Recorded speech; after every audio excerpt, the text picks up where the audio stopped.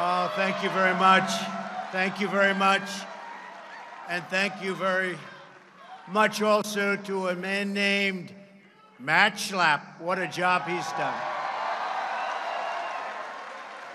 And to CPAC.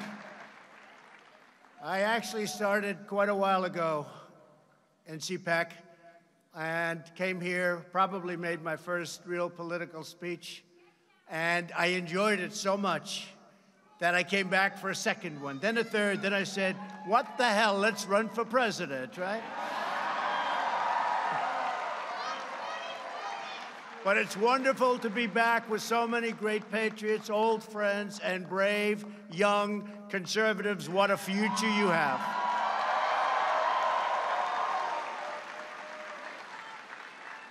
Our movement and our future in our country is unlimited. What we've done together has never been done in the history, maybe of beyond our country, maybe in the history of the world. They came from the mountains and the valleys and the cities. They came from all over. And what we did in 2016, the election, we call it, with a capital E, it's never been done before, and we're going to do it, I think, again in 2020, and the numbers are going to be even bigger.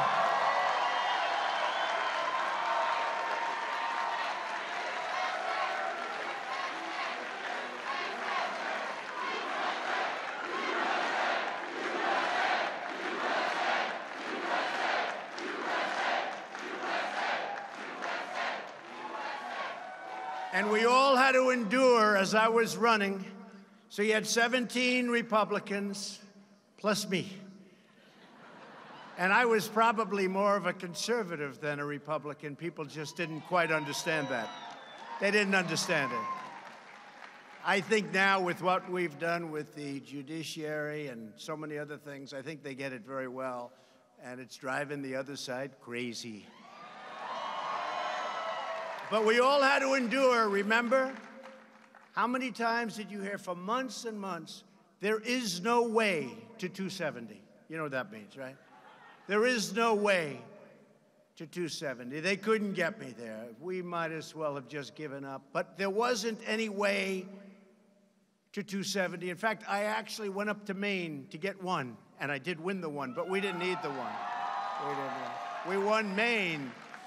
We won our half of Maine, remember? You have Nebraska. We won both in Nebraska. We won the half we had to win in Maine. So we got the one, but we didn't need the one because we didn't get 270. We got 306 to 223. 223, 306.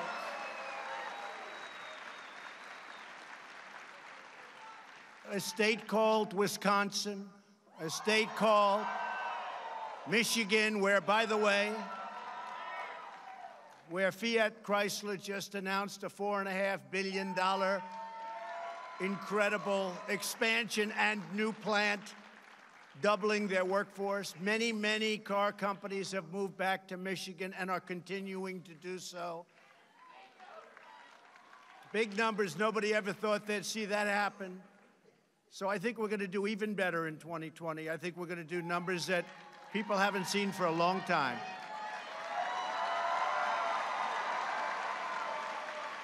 The men and women here today are on the front lines of protecting America's interest, defending America's value, and reclaiming our nation's priceless heritage. It's true.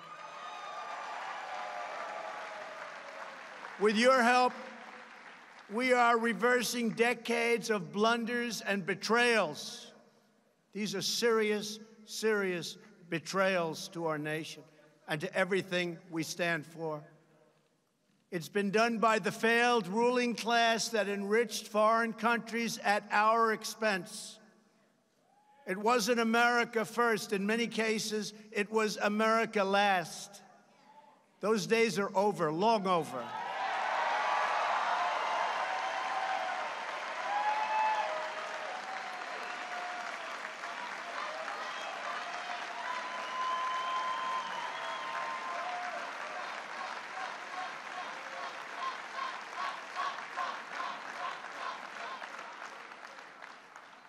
America is winning again.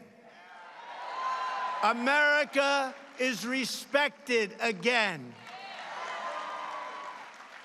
And the world knows it. When I meet with prime ministers, when I meet with presidents, and I get along with them, because they know that what's taken place over many years, not just the Obama administration, long before that, they can't believe themselves that they got away with it. They can't believe it. An impossible thing. And they like me. And the reason they like me, they tell me. They say, Mr. President, I said, as an example, President Xi of China, I have great respect. We have a great relationship. I say, how is it possible that you got away with this for so long? And he said, because nobody ever asked us to change. It's true. When they charge 40% tariffs on our cars going into China, and we charge them nothing coming into our country, when they raise their tariff from 10% to 25% and then to 40%, and they said to me, we expected that somebody would call and say, you can't do that. Nobody called, so we just left it. And I don't blame them. We should have been doing the same thing to them, but we didn't. True. Right? Hard to believe. It's hard to believe. But now things are different. Now we're negotiating with China. They wouldn't negotiate with previous administrations. But I found some very old laws from when our country was rich, really rich. The old tariff laws. We had to dust them off. You could hardly see. They were so dusty. But fortunately, they weren't terminated. We started getting politically correct even back then. But I said, when we were doing the great things, what happened to those laws? And I checked. And I found 301 and 382. I found one 1938. Where we can do what we have to do. But you know, they had a debate it was really a rough time in our country because we had so much money, we didn't know what the hell to do with it. Tough time. It was called the Great Tariff Debate. Mark Levin will look this up. And the problem is with Mark, if I make a little mistake, he'll let us know on Sunday night. I got to be very careful when I talk about this. But it was the Great Tariff Debate of 1888. And the debate was we didn't know what to do with all the money we were making. We were so rich. And McKinley, prior to being president, he was very strong on protecting our assets, protecting our country. And he made statements that others cannot come into our country and steal our wealth and steal our jobs and build their country and not defend our country. We can't do that. We can't ever allow that to happen.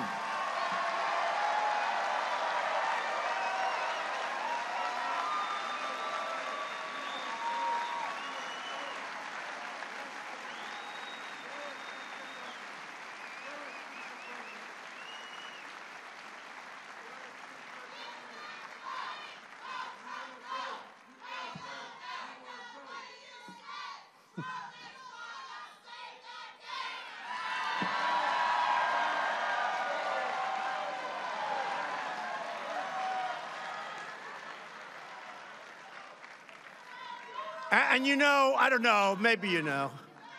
You know, I'm totally off script, right? Thank you, darling. You know I'm totally off script right now.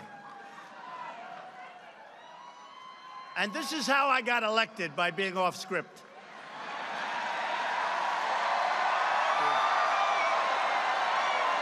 True.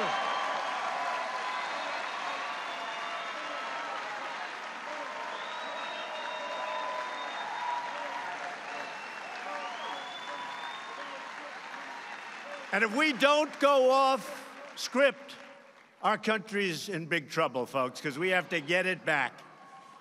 And when I look at what's happening on the other side, I encourage it. I say, no, I think the new Green Deal, or whatever the hell they call it,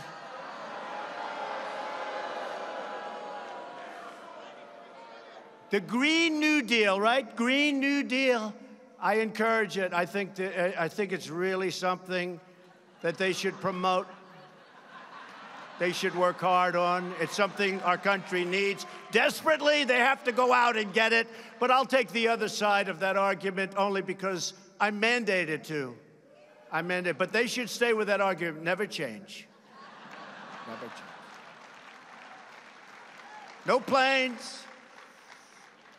No energy. When the wind stops blowing, that's the end of your electric. Let's hurry up. Darling? Darling, is the wind blowing today? I'd like to watch television, darling.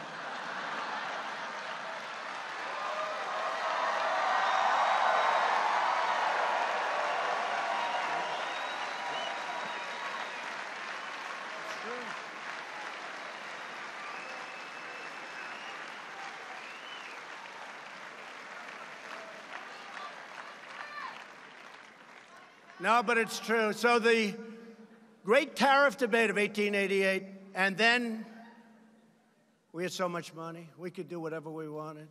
We built forces up that were incredible. Then in 1913, they ended tariffs, okay? They ended tariffs. Somebody got stupid, and they ended tariffs. They said, oh, it's okay for other nations to come in. I won't use a certain word because it's not politically, but everybody knows the word I'd love to use. Should I use it? I won't do it. Our great First Lady always said, don't use certain words, please. I say, but the audience wanted me to do it. She said, don't do it.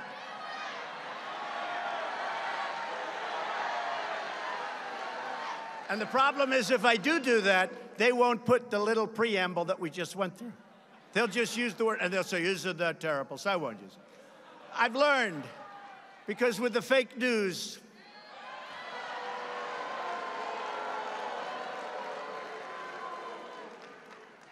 if you tell a joke, if you're sarcastic, if you're having fun with the audience, if you're in live television with millions of people and 25,000 people in an arena, and if you say something like, Russia, please, if you can, get us Hillary Clinton's emails. Please, Russia, please.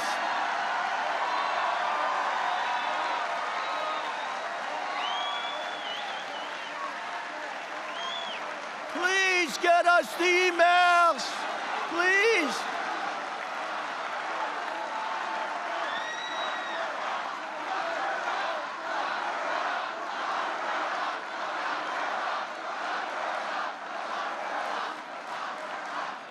So everybody's having a good time. I'm laughing. We're all having fun.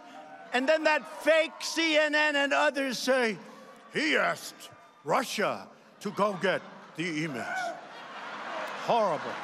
I mean, I saw it like 2 weeks ago.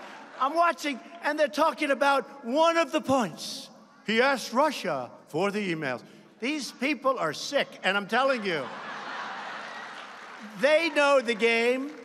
They know the game. And they play it dirty, dirtier than anybody's ever played the game. Dirtier than it's ever been played. But the thing that we've done is very special, because on trade and because of tariffs, and I know there are people in the Republican Party and people, really even conservatives, good conservatives, they don't like tariffs. I'm not liking or not liking. The minimum, the greatest negotiating tool in the history of our country. Do you think China would be sending their top representatives over? Right now, China's paying 25% tariff on $50 billion worth of technology goods. I was then going to charge them 25% on $200 billion. Not like 200 million, that's a lot. This is 200 with a B, billion. 200 billion. So, but I was nice because we're having a very strong negotiation, which if it weren't for tariffs, and I tell this to President Xi, this is nothing to hide. I would never be talking like this because in theory, it could hurt your negotiating position, but in my case, it can't because it's true. I was nice, and I left it at 10% on 200 billion, and here's the beauty. We've lost so much money with China, $500 billion a year, and on trade is such a disaster, it's $507 billion a year. China, just one country. We lose with everybody, almost. But China's one country. $507 billion for many years. So the beauty is this. I have $250 billion more to put tariffs on. The numbers are staggering. Billions of dollars right now are pouring into our treasury. And for those of you that haven't done the research, if you look, of the 25%, our country, as it's turned out, because it's now been on there for a long while, and I'm in no rush because I'm fine with it. I'm fine with it. Of the 25 points, we've paid for 4 points, and China's paid for 21 points. Okay, 21. That's what the numbers are. It's very simple. You know, everyone said, oh, it's a tax on our... It's not really. And what China and other countries do sometimes is they will subsidize it. So the tax really is incredible. But what it is beyond everything else, I can negotiate. But then you have senators and a few congressmen, but not Mark Meadows. Where's the great Mark Meadows? He's here somewhere. Man, has he been good?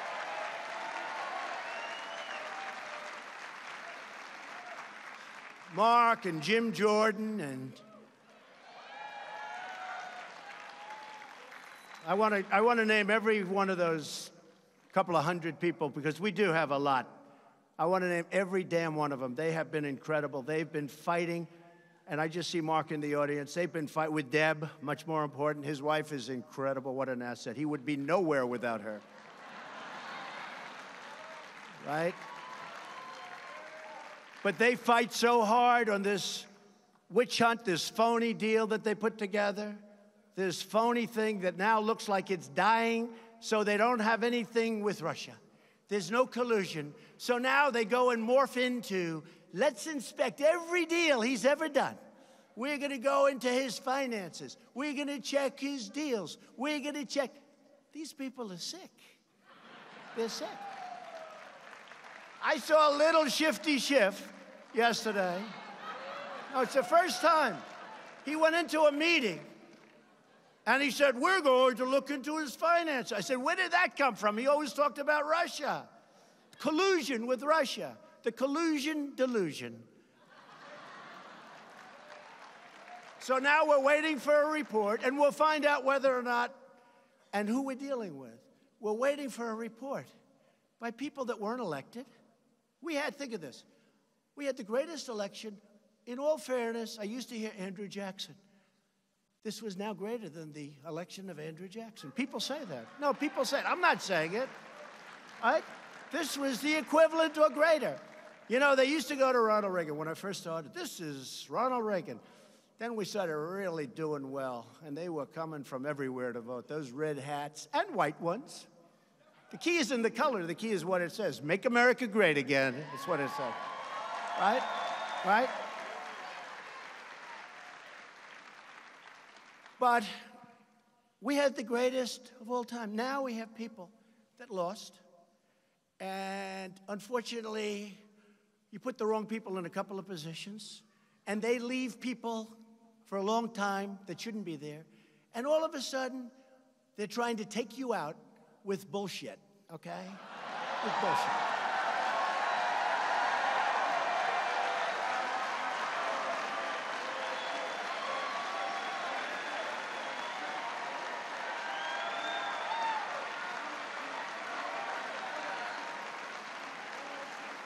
Now, Robert Mueller never received a vote. and neither did the person that appointed him. And as you know, the Attorney General says, I'm going to recuse myself. I'm going to recuse. And I said, why the hell didn't he tell me that before I put him in? How do you recuse yourself? But the person that appointed Robert Mueller never received a vote. Robert Mueller put 13 of the angriest Democrats in the history of our country on the commission. Now, how do you do that? These are angry, angry people. You take a look at them. One of them was involved with the Hillary Clinton Foundation running it. Another one has perhaps the worst reputation of any human being I've ever seen. All killers. In fact, it would have been actually better for them if they put half and half, and Mueller can do whatever he wants anyway, which he'll probably do. But we have conflicts. I had a nasty business transaction with Robert Mueller a number of years ago. I said, why isn't that mentioned? He wanted the job as FBI director. I mean, these are things that are out there. They know it. Why isn't that, and I didn't give it to him, why isn't that mentioned? Jim Comey, Lion James Comey, is his best friend. James Comey is his best friend. And those are a few of the conflicts. Other than that, it's wonderful. So everybody's waiting. I thought of it this morning, Mark, and I heard you made an incredible speech and statement today, Mark Levin. I heard it was incredible. And I was on the way, but I'll see it later. I guarantee I'll be watching it later. I have one of the great inventions in history. It's called TiVo. I think it's actually better than television, because television's practically useless without TiVo, right? But I'll be watching it later, Mark. But people that got no votes. But I heard this morning, President Trump is waiting for the Mueller report. I said, wait a minute, let me get this straight. So the Attorney General recuses himself, and I don't fire him. No obstruction. That's the other thing. If you use your rights, if you use your power, if you use Article 2, it's called obstruction. But only for Trump, for nobody else. So the Attorney General is weak and ineffective, and he doesn't do what he should have done. Somebody that never got a vote writes a powerful letter, horrible, about Comey. Every single Democrat said Comey should be fired, or worse if possible. Every Republican said everybody, in fact, when I fired Comey, I said, you know, First Lady, I said, Melania, I'm doing something today. I'm doing it because it really has to be done. He's bad. He's a bad guy. That's been proven now with all of the emails and the text. I'm doing something that has to be done. But you know the good news? It's going to be bipartisan. It's going to be so popular. It's going to be bipartisan. Every Democrat hates him. Every Republican hates him. He did a horrible job at the FBI. Speak to the real agents, the real people, because the people in the FBI are incredible people, not the sleaze on top.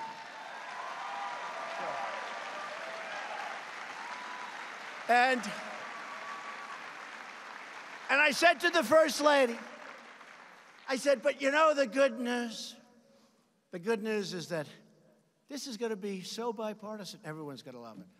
So we fired Comey, and Schumer, who called for his resignation many times, Podesta, I believe that day, because he still hasn't gotten over getting his ass kicked, okay?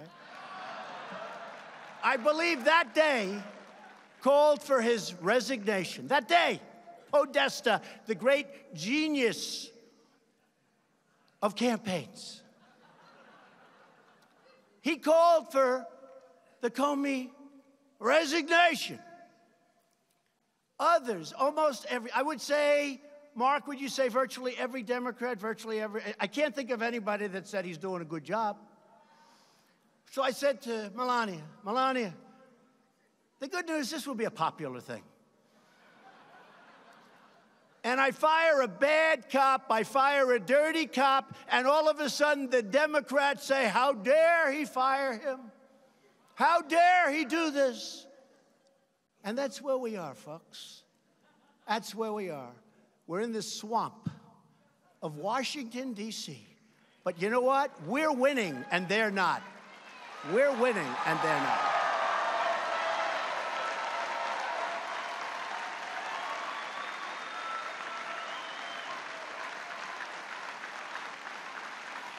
So just to finish, I'll tell you, MatchLab is loving this. He's saying, this is a lot more than we paid for. You know, normally you read a few pages and you say, bye, folks.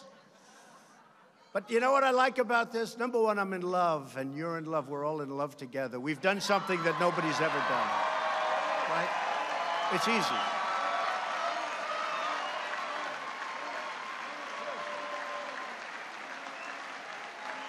No, it's easy. You know, a great friend of mine from New York, he's a stone-cold killer. He's a brutal man. He's actually not even a good friend of mine because he'd turn on me in 2 seconds if it was a problem. But he's a very rich guy. And he said, what are you going to speak about today? Like, what are you going to speak? I said, I don't know. He said, I just heard that you have the biggest crowd in the history of CPAC. They're all over. By the way, not only this giant room, they're in many hotel rooms all over the place. You're just better at real estate than they are.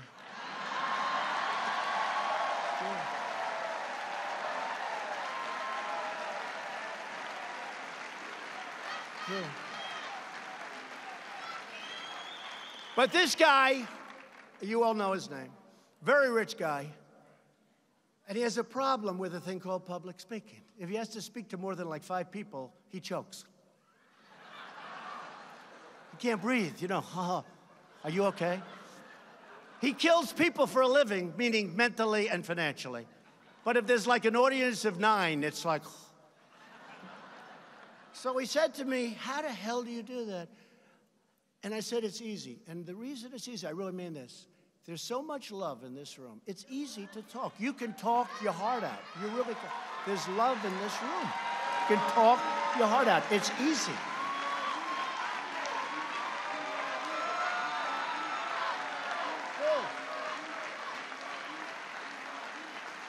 It's easy.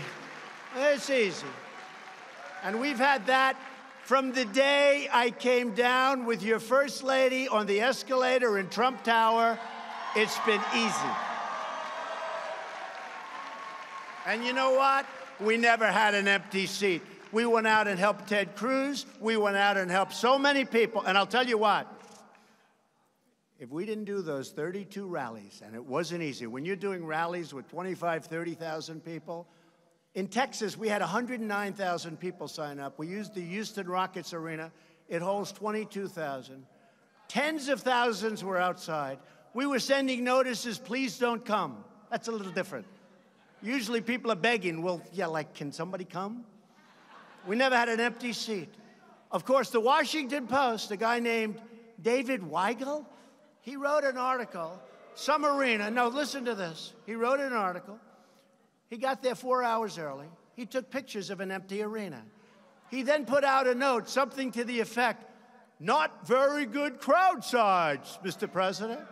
And I never saw it, because I don't follow the guy, but thousands of people that were in that arena that was packed with 25,000 people outside that couldn't get in.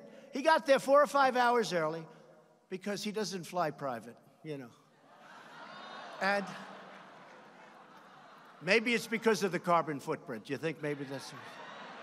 Maybe. It must be the carbon footprint. He just doesn't want private. But he got there hours early. And, you know, the place hadn't started taking in people. They weren't going to take them in. So there were virtually nobody. And, you know, whatever it was, 18,000, when you have nobody, it's a little scary looking. So he took pictures. And you know who really got even? Our people. because they were incensed. We had people sitting on the stairwells. We had people sitting in every seat. I don't think we've had an empty seat since we announced. And from the day we came down the escalator, I really don't believe we've had an empty seat at any arena, at any stadium. It's been an incredible thing. And that's why I say this has never, ever happened before. And now we have to verify it in 2020 with an even bigger victory.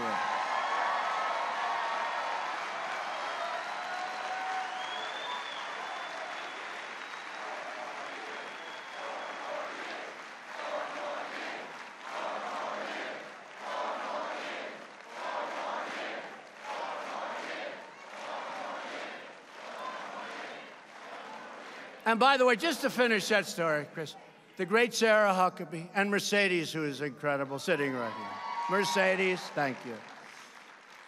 They always say, you know, they're good people, right? Much better than I am. They always say, don't bring it up. Don't fight. Don't fight. Everyone understands. I said, they don't understand. If I don't explain it, how are they going to understand? So remember the empty arena one, right?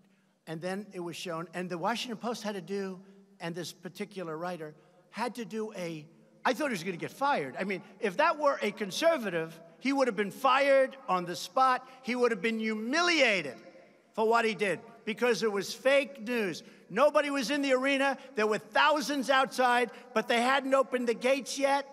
They did the same thing at our big inauguration speech. You take a look at those crowds. And I watched one of the evening shows that are ridiculous, how horrible they are, how mean, how horrible. And I watched it by mistake. And they showed. They showed from the White House all the way down. They showed from the they showed there were people, nobody's ever seen it. The Capitol, down to the Washington Monument. People, but I saw pictures that there were no people. Those pictures were taken hours before, right? And they always mention crowd size. He talks about crowd size. So I'm constantly bugging Mercedes whenever we have a slow moment. I say, Mercedes and Sarah, show them the pictures. Show them and compare them with what they put on television. Those pictures were taken hours before. And remember this also, not that Obama would ever do this, but we had fencing all the way down to the Washington Monument, and it was raining, and it was wet, and the grass was wet. And women and men, and I consider them totally equal, so I'm not going to say it's harder. In fact, it's probably, with the men I know, it's actually easier for the women to make the walk, right? But they had to walk all the way down. They had to walk with high heels in many cases. They had to walk all the way down to the Washington Monument and then back. And I looked and I made a speech and I said before I got on, I said to the people that were sitting next to me, I've never seen anything like this. Look at that crowd. And it was wide. Wide. We had a crowd. I've never seen anything like it. And I have to live with crowd size. It's all a phony deal, folks. But I saw a picture just the other night of practically no people. It was taken hours before our great day. That was a great day for us. That was a great, great day. People came from all over. People came from all over.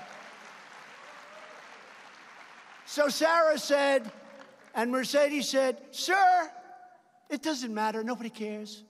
I said, but I care. And people care.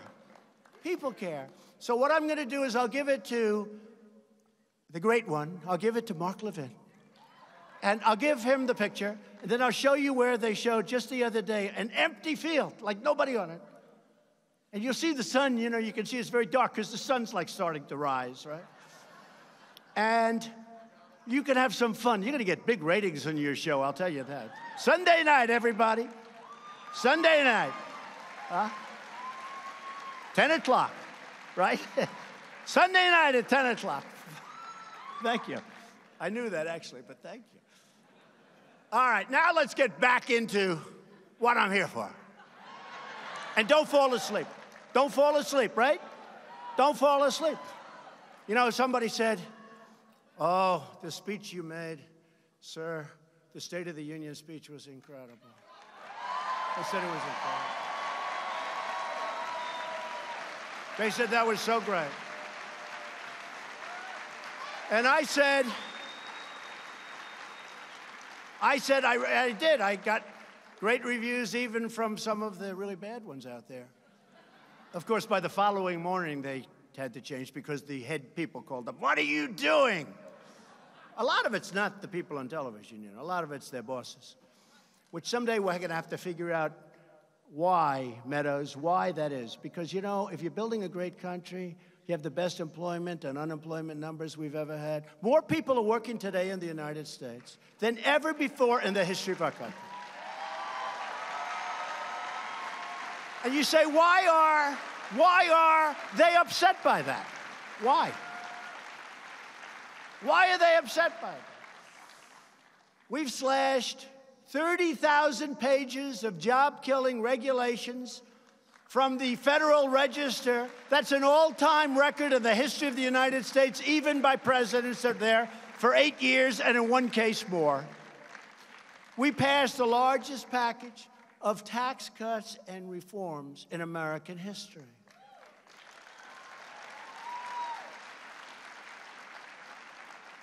And we got rid of the individual mandate, which was a big deal, which should lead to the ending of the disaster known as Obamacare. It should. The great state of Texas has a case, and it was literally based on the individual mandate. Now that it's gone, I don't know how they rule against it. Now we'll have to find out. But that'll soon be up in the Supreme Court of the United States, I hope. And we're going to see what happens. And then we're going to get together with the Democrats and come up with really great health care, okay? Really great health care. And one of the other things we did in our tax package is ANWR, perhaps the largest field in the world, oil and gas. I got it approved. And I didn't want to get it approved for a certain reason, because I thought somebody treated me very badly. Very badly. Don't get that vote very often. And I said, you know, I don't want to get it. Then I get a call from a friend of mine, and he's in the oil business. He's not asking for anything, but he really is a knowledgeable guy when it comes to oil and gas. He said to me, hey, and they all call me Mr. President. I have friends that for 35 years, hey, Don, how you doing? Hey, Donnie, I love you, Donnie. For 35 years, now they call, Mr. President, sir. How are you? I have a friend, very rich guy, Richard Lefrak in New York, builder, good builder. He calls me all my life. Hey, Don, how you doing? I've known this guy so long, from kindergarten. It's true. Hi, Don, how you doing? How's everything? And now, I get a call the other day. Mr. President, how are you, sir? How are you? I said, Richard, lighten up. Lighten up. Call me Donald. Richard, call me Donald. You've known me for, I don't want to say because I don't want my wife to hear the number. But it's true. Actually, that's true. That's actually true. Richard came up. He said, I've known your husband for 65 years. I said, don't say that. I say 20, 25, 30. Don't say 65 years. But I said, Richard, call me Donald like you always do. Call me Don. Okay, Don. Okay. He gets his breath. 2 minutes later, Mr. President. But maybe that's a good thing. That's called respect for the office, right? Maybe that's a good thing, right? Many of my friends.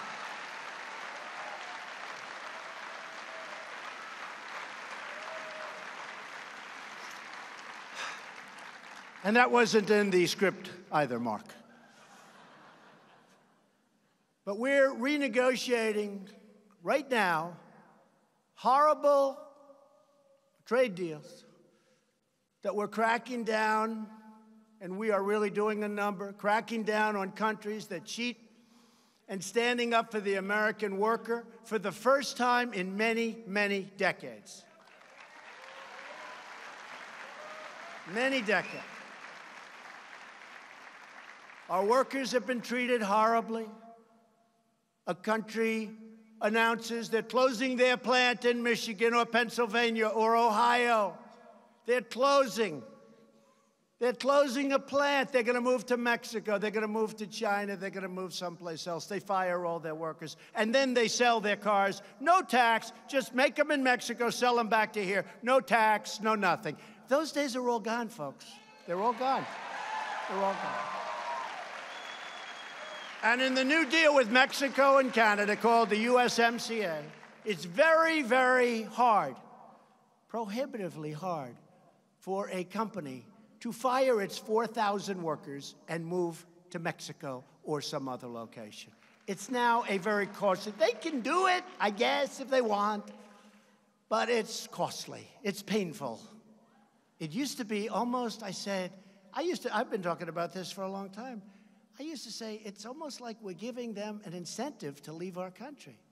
Again, I'm for America first. That wasn't for America first. And we have great companies that are now moving back to our country. They're coming back in. They're coming back in. And by the way, you know I'm building the wall. We're finishing the wall. We got a lot of money. It's in the thing.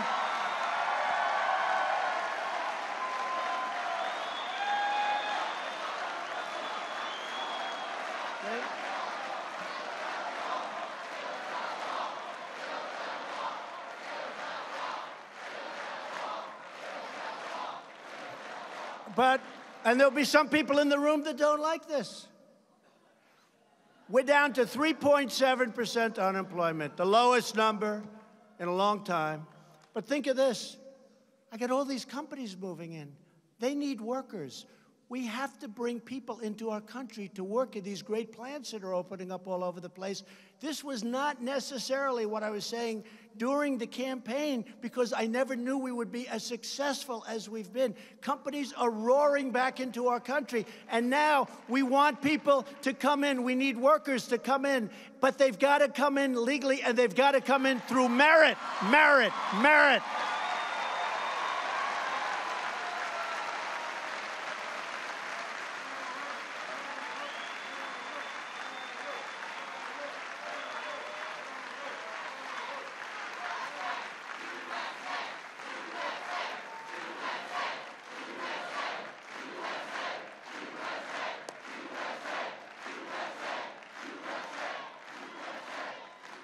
They've got to come in through merit. They have to be people that can help us. They have to be people that can love our country, not hate our country.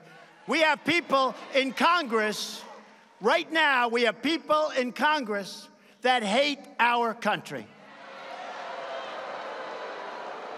And you know that. And we can name every one of them if they want. They hate our country.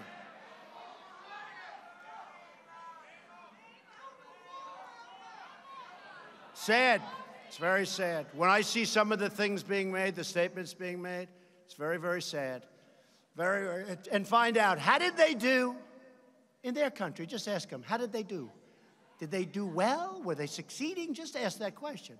Somebody would say, oh, that's terrible that he brings that up, but that's okay. I don't mind. I'll bring it up. How did they do in their country? Not so good. Not so good.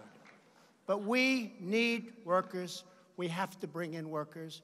One other thing, because we have a lot of people here that are important people in terms of votes. We have some senators. We have some congressmen. When a senator tells us that he's a free trader, so am I. I'm a fair trader. I'm a free trader. But when a senator said we can't do tariffs where we make a fortune, or at a minimum, we're able to use this tremendous power that I found. Tremendous, old stuff. Nobody even knew it existed. I'm able to use it at a minimum to negotiate great and fair trade deals. They wouldn't even be talking to us because it's so one-sided. Last year we lost 800, this is for many years, almost $800 billion on trade. It's not sustainable. You can't do that. And now we're making great trade deals. But when some of the senators, good people, I think they're good people, I just don't understand the thinking. So I say India is a very high tariff nation. They charge us a lot. When we send a motorcycle to India, it's 100% tariff. They charge 100%. When India sends a motorcycle to us, we brilliantly charge them nothing. So I want a reciprocal tax, or at least I want to charge a tax. It's called a mirror tax, but it's a reciprocal tax. Now, here's what I don't understand. I've had a lot of people, Lindsey Graham, I said, Lindsey, it's not his thing necessarily. It's not the thing that he's most adept at, but he's adept and he's smart. I said, Lindsey, if they charge us 100, I like a reciprocal. They charge us, we charge them. He goes, that makes sense to me. And then he gets on to judiciary and things that, frankly, he likes and finds very interesting. But he's a smart guy, and he said, I'll never forget. It took me about a minute, which is a long time. I did a bad description. It's so easy. They charge 100, we charge nothing. Now we have reciprocal, so it's 100. But what happens now for those that really think about tariffs and don't like tariffs for whatever reason it might be, and that's okay, what's going to happen is, in many cases, instead of 100 and 100, you're going to have 0 and 0, so you won't have any tariff, okay? It's going to happen. That's going to happen. But you have to start working on some of the senators that say, I can't approve this deal. I say, you know what, I want to just charge India, as an example, I'm using it, but India is a very high tariff nation. I mean, nobody knows it because nobody knows what they're doing in Washington. But India is a very, very high tariff nation. And they charge tremendous numbers. So they charge 100, so I say, I'm not going to charge 100, but I'm going to charge 25%. And I hear there's turmoil in the Senate because we're charging 25. So I call a couple of the guys up. I say, fellas, listen, they're charging us 100 for the exact same product. I want to charge them 25. And I feel so foolish charging 25 because it should be 100. But I'm doing 25 only because of you. I want to get your support. Sir, that's not free trade. Where do these people come from? Where do they come from? Where? Where do they come from? I need your help. I need your help, the voters' help. Where do they come from? So it can only be one of two or three things. Number one, I know they're very smart people. I know they are. And I even like some of them. But they're smart. So we take that out of the equation. So and I know they don't have evil intentions. And the other thing could be, I guess, maybe, these companies are all owned by people. And these people are very generous. Campaign contributions, they're very, very generous people. Can that be possible? I don't think so. I hope not. Because we're talking about our country. We can't allow a country to charge us 100% and we get nothing for the same exact product. For one thing, they don't respect us. They think we're stupido. They don't respect us. But let me tell you something. The world respects our country again. They respect that.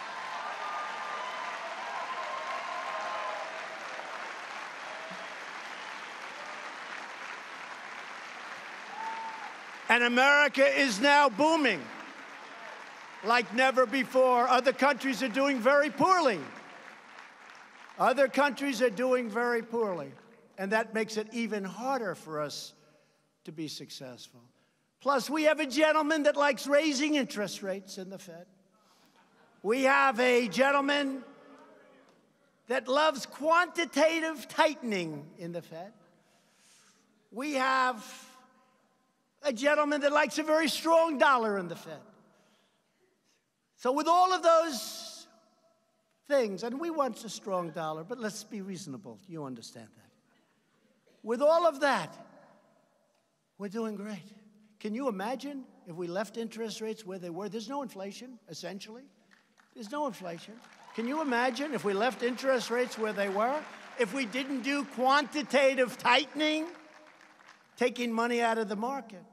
If we didn't do quantitative target, and this would lead to a little bit lower dollar, a little bit. I want a strong dollar. But I want a dollar that's going to be great for our country, not a dollar that's so strong that it is prohibitive for us to be dealing with other nations and taking their business.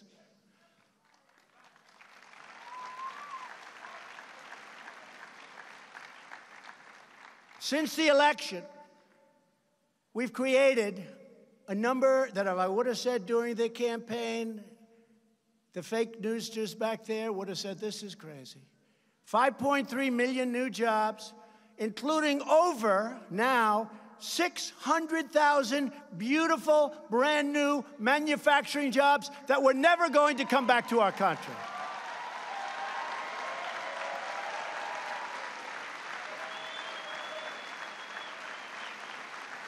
These are jobs that were never coming back to our country. Remember?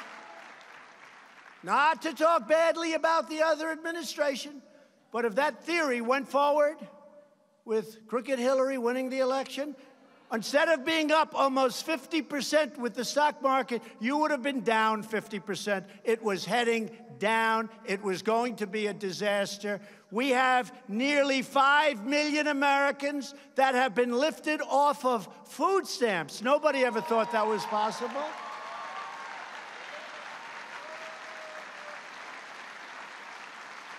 The unemployment rate has reached the lowest in over 51 years. And African American, and you've heard me say this many times, Hispanic American, Asian American unemployment rates are at their all-time historic lows.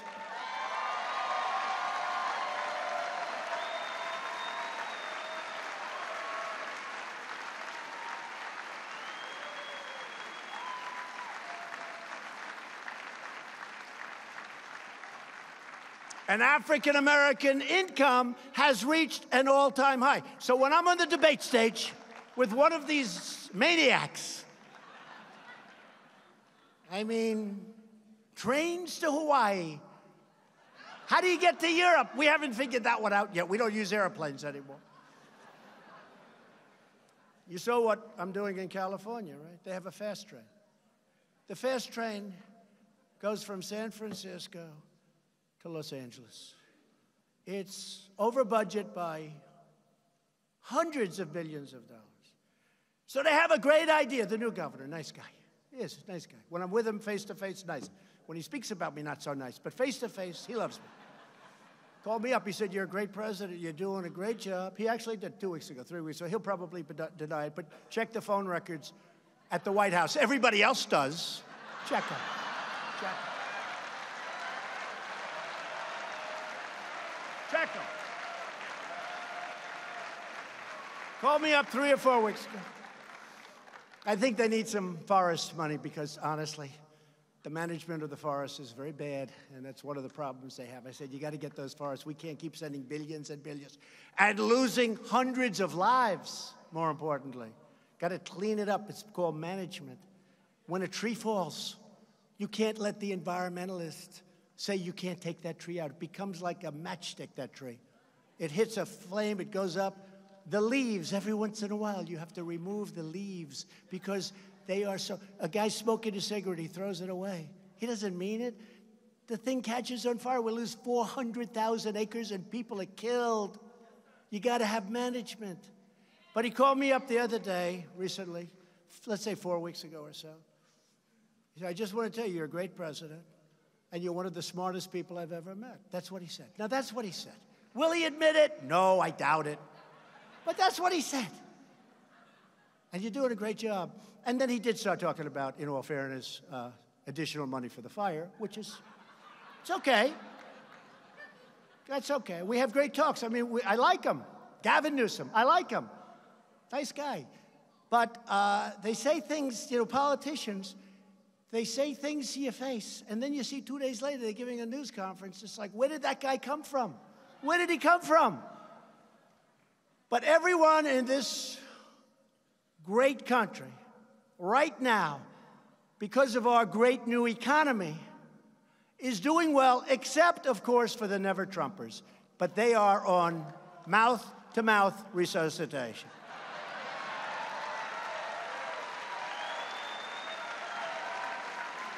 It's mouth-to-mouth.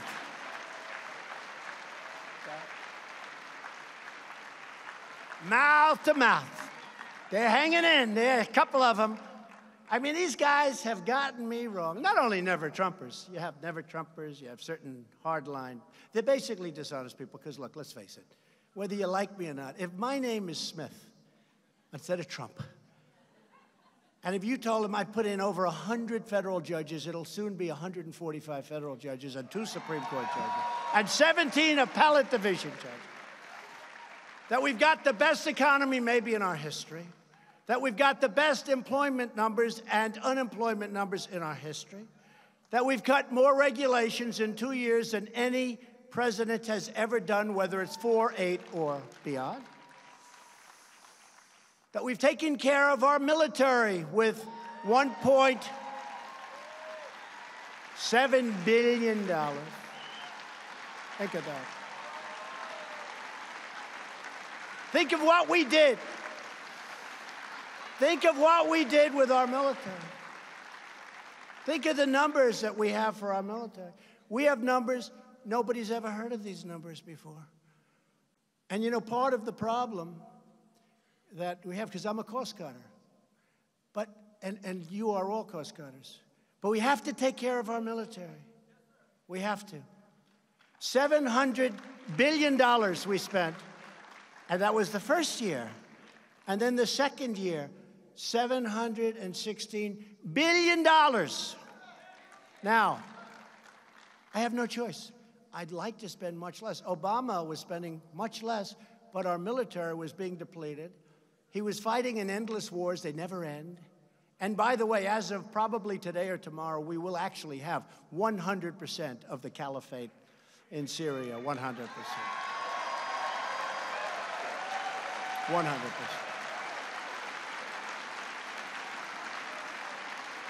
And we'll leave a small group of guys and gals, but we want to bring our people back home. We want to bring our people back home. It's time. Been in these wars. We were going to be in Syria for 4 months. We ended up 5 years. Just fighting. They just like to fight. We want to fix our country. We want to fix our bridges, our highways, our roads, our schools. We want to fix our country up. It's time. It's time. But I was told by a general who I had to fire, I said, General, how long before we get 100% of the caliphate? He said, sir, 2 years. I said, I can't take it 2 years. And then I flew to Iraq. First time I left the White House, because I stayed in the White House for months and months, because I wanted the Democrats to get back from their vacations from Hawaii and these other places. And I figured it would look good if I stayed in the White House so that you people all love me and vote for me, okay? I figured it would look good.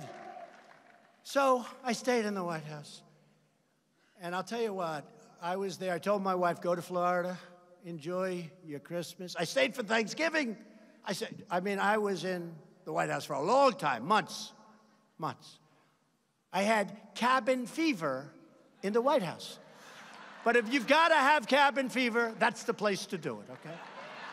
But I was there, I don't know, for a number of months, through Christmas. I spent my New Year's all by myself. Don't cry. It was me and about 500 men and women outside with machine guns. I never saw so many beautiful-looking machine guns. I'd look at that equipment, I'd say, man, they sit in the trees, they sit on the lawn. I told people, I'm in this massive, people don't know how big the White House. First of all, it's one of the most beautiful places in the world. It's really, I made a lot of money with luxury. This building, it's in 1799, which of course, when President Xi comes, I say, 1799, like it's old. To him, that's like a brand new house. In China, they go back 8,000 years, so That's like a new residence. But I sat in the White House for months and months, except I took a day off. I flew to a lovely place called Iraq. And I flew at night, and I got there at night, and I said to myself, this is interesting, because they say, sir, all of the lights in the plane, sir, are going off. I say, why? Because we're getting ready to land. We're an hour out. I said, what about the shades? Well, we want it better than that. Maybe light gets through. So we turned the lights off, put the shades down. This is a big 740, Air Force One. And we're landing, and I go up and I look. And I've landed. I like to sit with pilots. I respect people that know what they're doing. And these are the best in the world. I really do. These are the best in the world.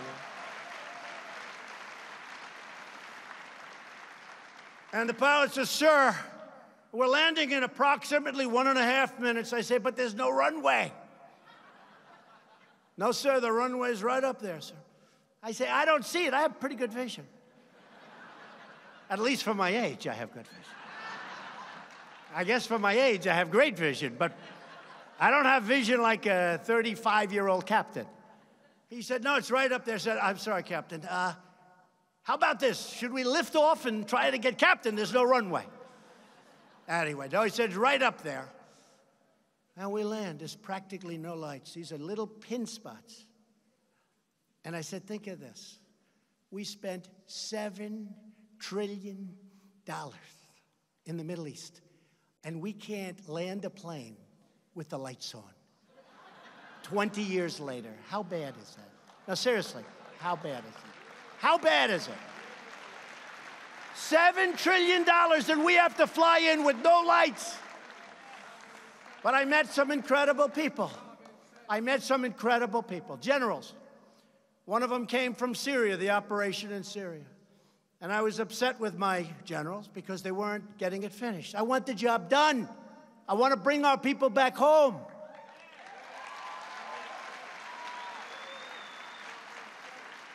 It's not fair.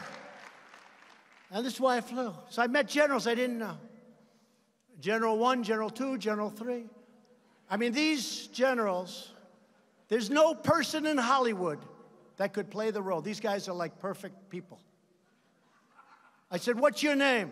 Sir, my name is Raisin. What the hell kind of a name? I said, Raisin, like the fruit? He goes, yes, sir, Raisin. What's your last name? Kane, Raisin Kane. I said, you gotta be kidding. It's true. Raisin Kane, I just made him a big star. Just like I did with Mattis when I said, we're gonna give you a new nickname, because Chaos is not a good nickname. So we changed his name, called him Mad Dog, but it wasn't working too well. Mad Dog wasn't working too well. So what happened is I flew to Iraq. I wanted to meet the people on the site because I learn more sometimes from soldiers, what's going on, than I do from generals. I do. I hate to say it. And I tell that to the generals all the time. But I didn't have to go there. I didn't have to go there because I meet. And I landed this airport, the most incredible thing. We must have spent $3 billion building it. It's one of the reasons I don't want to leave Iraq so fast. I said, well, how do we leave this thing? So I have Raisin Kane, 3 other generals, colonels, sergeants, and I said, bring the cameras, I'm going to make a movie. This is the most incredible thing. And I said to the generals, listen, we got to get out. I want to know, why is it going to take 2 years to knock off 2 or 3 or 4%, which is what we had left? It won't, sir. I said, tell me why it won't. It won't, sir. If we attack them in a different manner, we can do it much faster. Okay, General Raisin Kane, how fast can... Sir, we can have it totally finished in 1 week. I said, 1 week? I was told 2 years. 1 week. That's right, sir. We're only hitting them from a temporary base in Syria. But if you gave us permission, we could hit them from the back, from the side, from all over, from the base that you're right on right now, sir. They won't know what the hell hit them.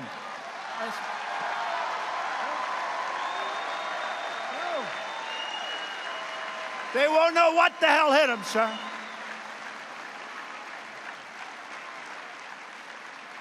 And I said, why didn't my other generals tell me that? Why didn't they tell me that?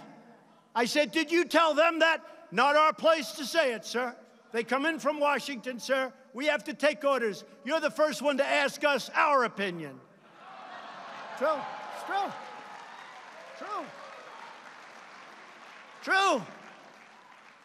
So I went back and I said, I'm going to get back to you soon, Raisin. I think you're great. I like you, Raisin Kane.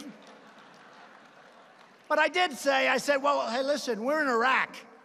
Isn't that very far away from... I was here in a very short time, sir. I flew right in. Of course, he's taking a plane that goes 2,000 miles an hour, you know. But incredible. What you learn from being on the site. My father was a builder. He always used to say, nobody ever got rich by sitting behind their desk. It's true. It's true. He'd say, you got to be on this site. You got to be with the contractors. You got to see if they're ripping you off. You got to collect every nail that's dropped. Every piece of wood, you can sell it. You got to be on the site. You got to see while they're building, while they're under construction, is that wall straight or if it's crooked? And you have to fix it before they build it, not after they build it when you rip everything down. True. You don't get rich by sitting behind a desk, so I didn't want to do that. And I'm in the White House, and I was lonely. I said, let's go to Iraq. And I had a hell of a meeting in Iraq. And I'll tell you, those generals, not just Raisin Kane, General Kane, those generals were great. They were great. They knew their stuff. They were gung-ho. And it is true. I mean, you talk central casting, these guys, you couldn't, I mean, it's incredible. They had a master sergeant there. I could take him right now, bring him to Hollywood, make a military movie, and he's the star of the movie. That happened once before, you know. That did happen once before. Remember? They brought a man in, a sergeant, a drill sergeant, to teach some actor how to be a drill sergeant. The drill sergeant was so incredible that he ended up starring in the movie. And he should have gotten the Academy Award, by the way, but he didn't. That's because Hollywood discriminates against our people. You know the movie I'm talking about, right? What was that movie? You know the movie. But while we're making great strides, and our country is doing as well and maybe in many ways better than it's ever done before, Democrat lawmakers are now embracing socialism. They want to replace individual rights with total government domination. Just this week, more than 100 Democrats in Congress signed up for a socialist takeover of American health care. Their radical government-run plan, if you call it that, would lead to colossal tax increases, increases like you've never seen before, and take away private coverage from over 180 million Americans. And we have some great private coverage, and we've initiated some incredible plans like the new cooperative plan, where you get better insurance than Obamacare for a fraction of the cost. But perhaps nothing is more extreme than the Democrats' plan to completely take over American energy and completely destroy America's economy through their new $100 trillion Green New Deal. Under the Green New Deal, which somebody described as a high school term paper written by a poor student. It's true. It's true. Who would believe it? It's so bad. But I'll be honest with you, folks. I said, you know, it's Saturday morning. I said, Matt, should we do a little more, like, spend time? He said, yeah, would you do that? By the way, everybody okay? I haven't seen anybody leaving. I haven't seen anybody. I know one thing. If Mark Levin gets up and leaves, I'll finish very quickly, because then I know. But I haven't seen anyone leaving. Nobody's left. I watch those doors. Because a lot of times, well, one time the press said, people left. Yeah, you know where they went to? The bathroom, and then they came back. 2 people. They showed 2 empty seats in a stadium of 19,000. They showed 2 empty seats. The people left. right in front of me. And I said, oh, man, maybe this isn't a good job I'm doing. Then they came back. They went to the bathroom. And a certain fake news deal showed a picture on the front page of these 2 empty seats. They said, Trump had empty seats. We never have empty seats. The Green New Deal would completely abolish the American oil, natural gas, coal, and nuclear power industries, of which we're now the leader in the world. We're the biggest now in the world because of moves that I've made. Happened over the last 2 years, by the way. And we're trying to speed up pipelines in Texas, which would have taken 15 years. We think we're almost very close to getting them approved. When that happens, we'll go probably another 30 to 40%. We need pipeline approval. We're going to have it very quickly. It was going to be a 14 to 15-year process. We should have it done. We'll pick up 30 to 40% more. Their plan would remove every gas-powered car from American roads. Oh, that's not so bad. They want you to have 1 car instead of 2. And it should be electric. Okay? So tell people no more cars. No more cars. I think the auto industry is not going to do too well under this plan. What do you think, Meadows? How's this? Will the auto industry be good? I don't think so. It's not looking good. I think maybe you're going to see some bad stock prices if that passes. It would end air travel, but you'll get on a train. Don't worry about it. You just have to cross off about 95% of the world. And it would force the destruction or renovation of virtually every existing structure in the United States. New York City would have to rip down buildings and rebuild them again. I don't think so. This is the craziest plan. And yet I see senators that are there for 20 years, white hair. See, I don't have white hair.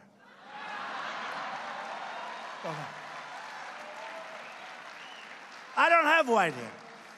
Now, I see these white hairs, long-time senators, standing behind this young woman, and she's ranting and raving like a lunatic. And these senators, yes, I agree with this. Yes, I agree. The crazy female senator from the state of Ohio, the state of Hawaii, right? She's like a crazed person. What she said about men is so bad. What she said about men is so bad. But she's standing in the hallway. And she didn't know too much about the plan because she can't understand that plan. Which probably makes her smart, actually. Now, this is the senator from Hawaii. And they're saying to her, what do you think? Well, I don't know how people are going to get to Hawaii, but I'm in favor of the plan. I don't get it. I don't get it. I don't get it. So she's in favor of the plan, but you won't be able to get to, well, we can take boats, I guess. We'll go back to boats. This is the new Democrat platform and I don't want to talk them out of it. I swear, I don't. This is a killer. I got to get off this subject. I want them to embrace this plan. I want them to go and sell this plan. I just want to be the Republican that runs against them. Could that be?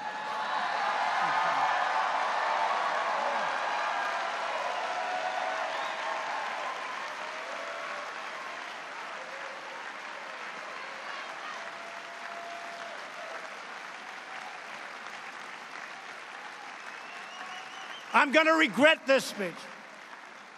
This speech should have been delivered 1 year from now, not now, damn it. Because they're going to grit together. They're going to say, this guy's really laying for us. I should have saved the Pocahontas thing for another year. Because I've destroyed her political career, and now I won't get a chance to run against her, and I would have loved it. We got to, I don't want to knock out all of the good stuff and end up with somebody that's actually got talent. That would be terrible. So I do like the Green New Deal. I respect it greatly. It should be part of the dialogue of the next election.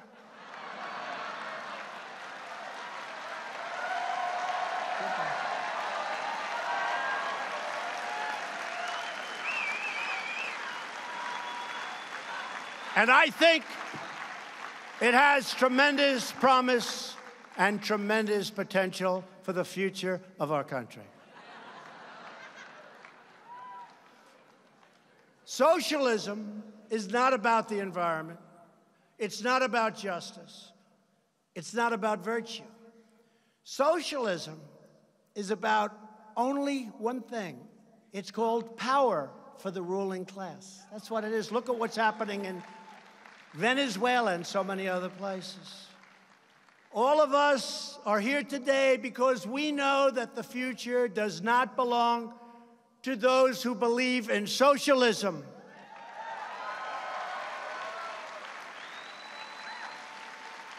And I heard yesterday a great speech from our Vice President, Mike Pence, talking about this very subject and talking about it beautifully.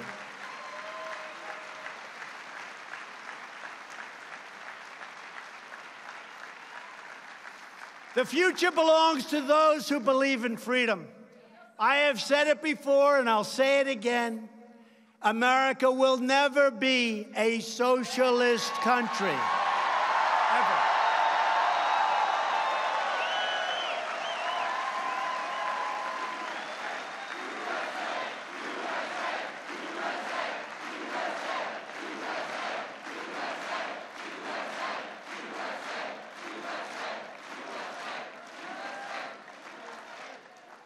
Young Americans, I love young Americans. Speaking of young Americans, Candace, stand up. Candace is getting married. Stand up. You've been incredible, thank you.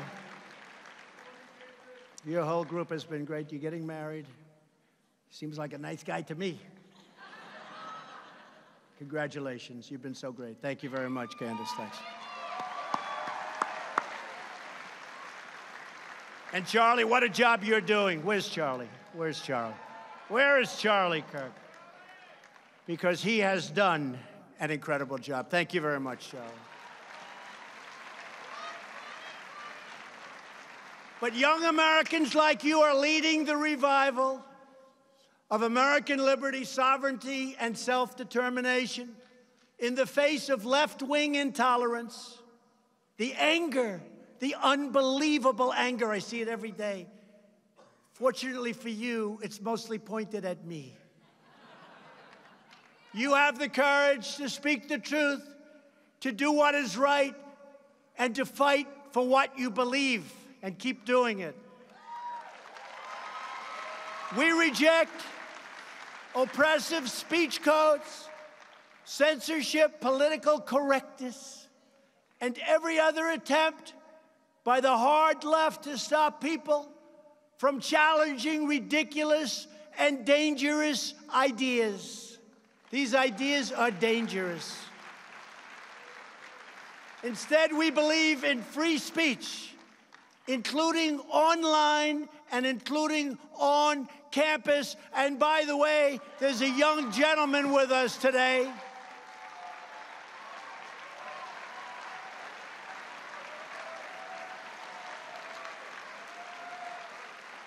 There's a young gentleman. I turned on my television the other day, and I saw somebody that was violently punched in the face.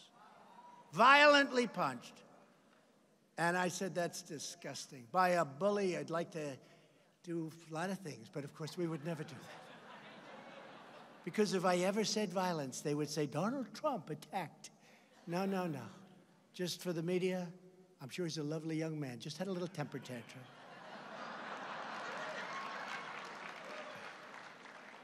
I've been there before with those people. I don't want to do it again. So, the man's name is Hayden Williams.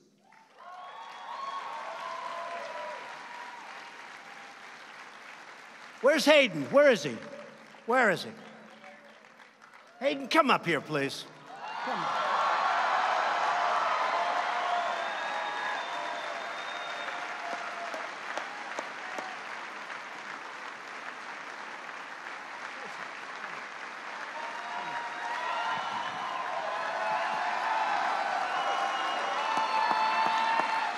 Thank you. Thank you. So, at the Leadership Institute, we're committed to making campuses great again, and I thank you so much for bringing me up here to let me speak. It's great that I'm being recognized, and but there's so many conservative students across the country who are facing discrimination, harassment, and worse if they dare to speak up on campus. So I'm glad that we could bring this to the forefront. And I'd just like to say, if these socialist progressives had their way, they would put our Constitution through the paper shredder in a heartbeat. So it's as important now than ever to work at Leadership Institute and campus reform. Exposing these liberal abuses to the public. It's as important now as ever. And these students do it because they have a love of our nation and freedom and frankly a love for you, Mr. President. So if you keep defending us, we'll keep defending you. Thank you. Stay here for a second. So here's the one thing. I was going to call him, but I don't have to now. I see him here. But here's the one thing. I learned a number of things. First of all, he could take a punch. Muhammad Ali could take a punch. He can take a punch. Because you weren't going to go down no matter how. That was a hell of a hard punch. He was a strong guy. But you know what? You've got yourself a great lawyer. I know your lawyer. She is a great lawyer. Just tell her to do me a favor. Sue him, but he's probably got nothing. But sue him forever. But sue the college, the university. And maybe sue the state. Ladies and gentlemen, he took a hard punch in the face for all of us. Remember that. He took a punch for all of us. And we can never allow that to happen. And here is, in closing with Hayden, here's the good news. He is going to be a very wealthy young man. That's okay.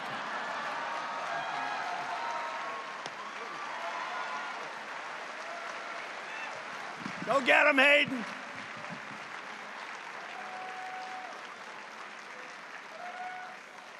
Today, I'm proud to announce that I will be very soon signing an executive order requiring colleges and universities to support free speech if they want federal research dollars.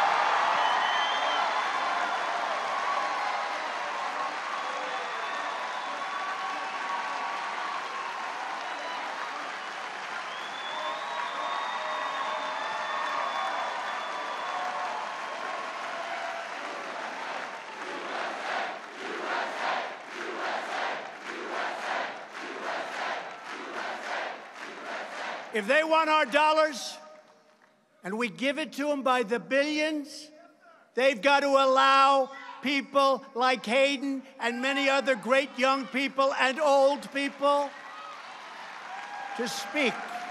Free speech.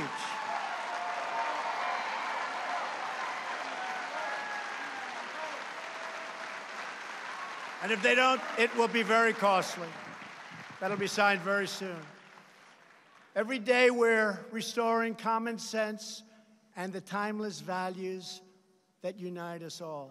We believe in the Constitution and the rule of law. We believe in the First Amendment right. And we believe in religious liberty.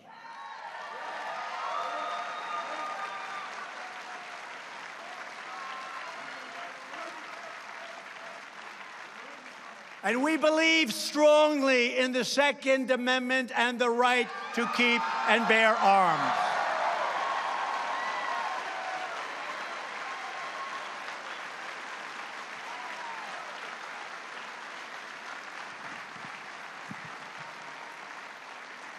Which is under siege, folks. They have a lot of plans. It's under siege. Be careful. But I'll protect you. I promise you that. I'll protect you. Because it all has to come through my office.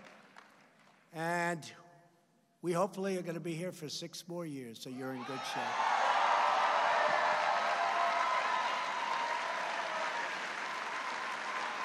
We believe in the American dream, not in the socialist nightmare. And we believe in the words of our national motto, "In God we trust."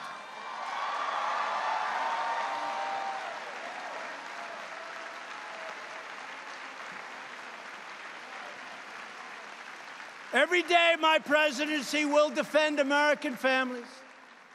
We will defend America's workers, our great, great, cherished workers that now we're taking care of. They're not losing their jobs. We're creating those jobs. We're not letting those companies destroy their lives anymore. We will defend the American way of life, and we will always defend America's borders, because without borders, as I've said many times before, we don't have a country.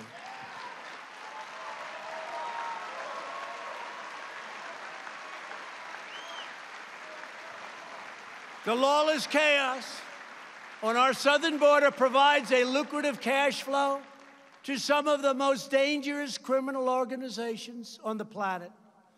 Deadly cartels constantly, daily, hourly violate our borders to flood our cities with drugs that kill thousands and thousands of our citizens violently. What are these people talking about when they talk about the border? Keep it open. Keep what open? Have you been there? Have you seen? I just got back. I've been there many times. I see what's happening. I don't like it. But I have to tell you, our Border Patrol, our ICE agents, our law enforcement, the job they do, and they don't have the backup of a wall in many cases. The job they do is incredible. These ruthless cartels terrorize innocent communities on both sides of the border and spread instability throughout our hemisphere. When I was there 2 weeks ago, 26 people were killed. Very close to where I was, on the Rio Grande. Sounds nice, right? The Rio Grande. Rough stuff. 26 people were killed, and they were buried right near where I was standing. And the paper doesn't write about it, the news doesn't write about it. In the last 2 years alone, ICE officers made 266,000 arrests. Think of what that means. Think of that. Arrests. I'm not talking about people coming in. I'm talking, they went out and arrested 266,000 people who have criminal records, and in some cases for murder. Who the hell wants to do that? Thank God they're doing it, because I don't want to do it. It's dangerous, it's hard, but they love our country. And they're tough people, but they love our country. Including those charged or convicted of approximately 100,000 assaults, 30,000 sex crimes, 25,000 burglaries, 4,000 kidnappings, and 4,000 violent murders.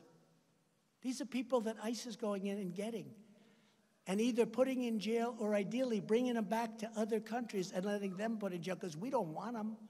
We don't want to have to pay for them for 50 years.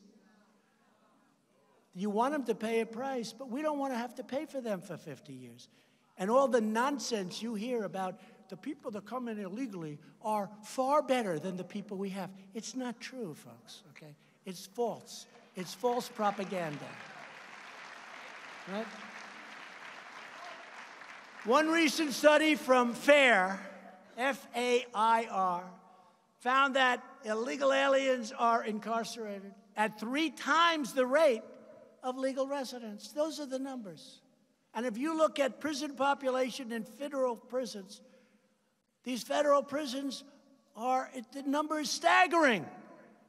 The number of illegals, far, far, far greater than any proportion of our population. But you don't hear that. You hear like these people are the greatest people in the world. Just ask the angel moms, how good are they?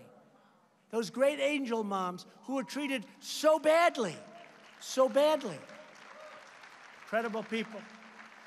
But the simple reality is that every crime committed by an illegal immigrant, is a crime that should never have happened in the first place.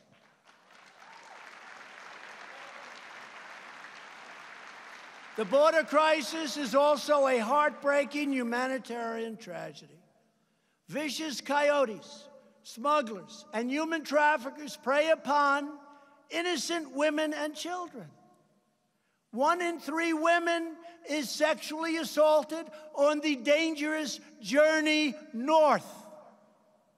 When I ran for president, my first speech, I mentioned the word rape. The press went after me. I couldn't believe it. I said, will it be like this always? The answer was yes. It even got worse. From day one, I mentioned the word rape. If you look at that speech, that was so innocent compared to what's really happening. That was a very innocent speech compared to the real facts. Illegal immigration is not compassionate. It's inhumane, unjust, and cruel.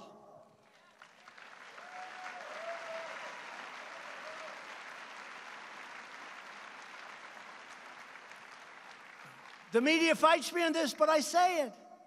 Mothers who love their daughters, when the daughters are getting ready to make that 2,000-mile trek up through Mexico, and frankly, I wish Mexico would stop them at their northern border.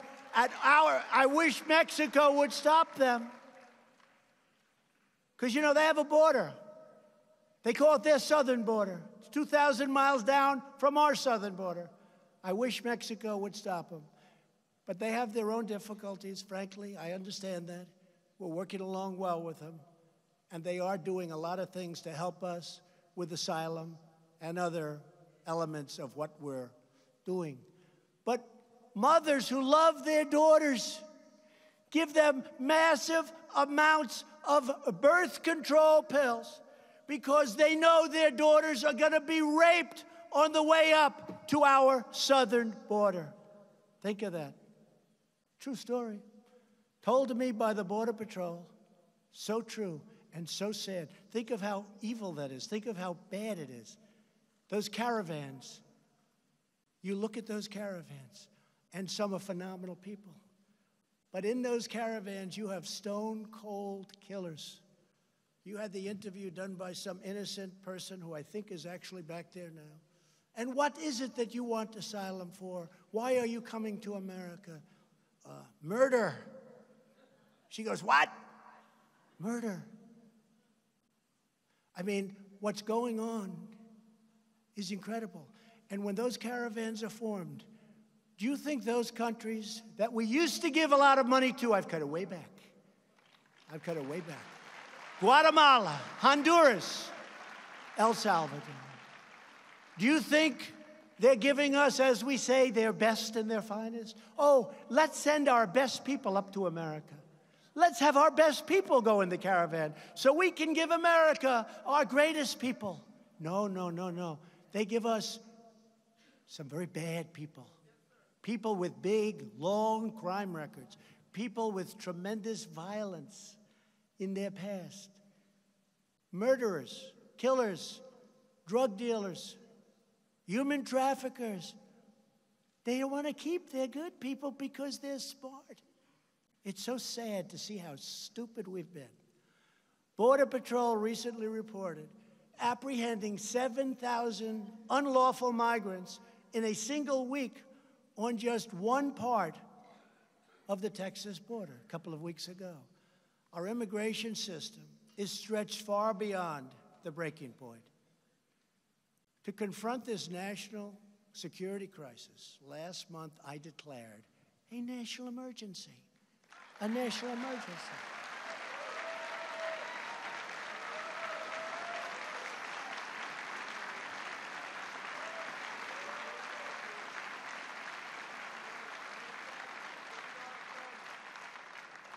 And when I see these people, and they're good people, some senators, most, I tell you, the House has been fantastic. The House, the backing we've had from the House has really been, I'm talking about in the last short period of time, there's a lot of spirit in the House. And I think in the Senate too, but we're going to have to see because we have a vote coming up.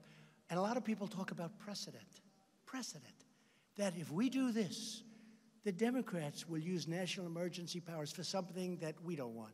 They're going to do that anyway, folks. The best way to stop that is to make sure that I win the election. That's the best way to stop that. They're going to do it anyway. They'll do it anyway. I watch them. Good people, they're friends of mine. We're very concerned with setting precedent. That's precedent, not president. Precedent. We're very concerned about setting precedent.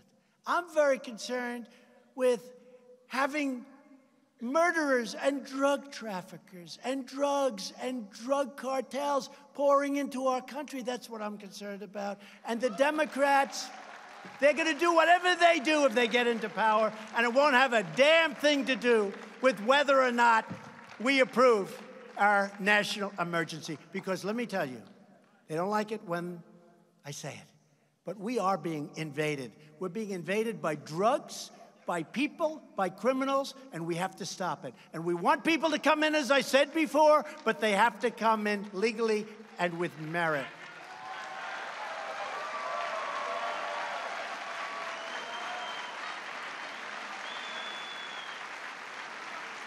Previous presidents have used their national emergency power to promote democratic elections in Belarus, to ensure political stability in Burundi, and to defend the sovereignty of Lebanon. And you know what? That's okay. Lebanon, it's good, fine.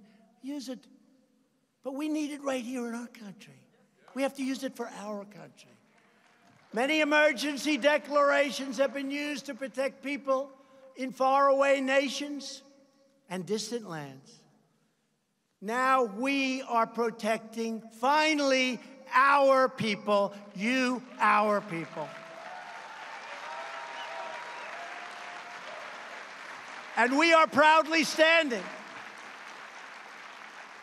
with the heroes of ICE and Border Patrol and law enforcement.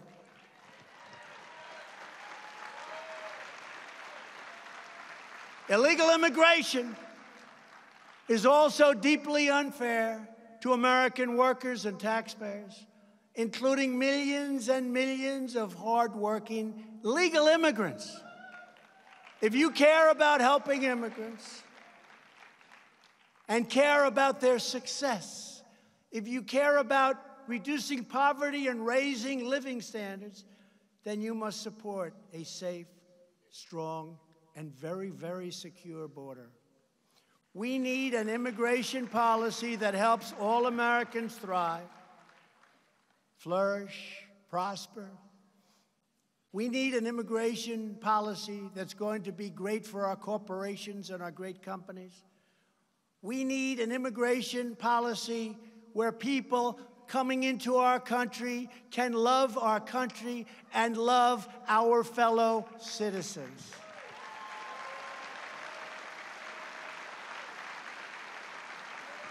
And this includes shutting down sanctuary cities.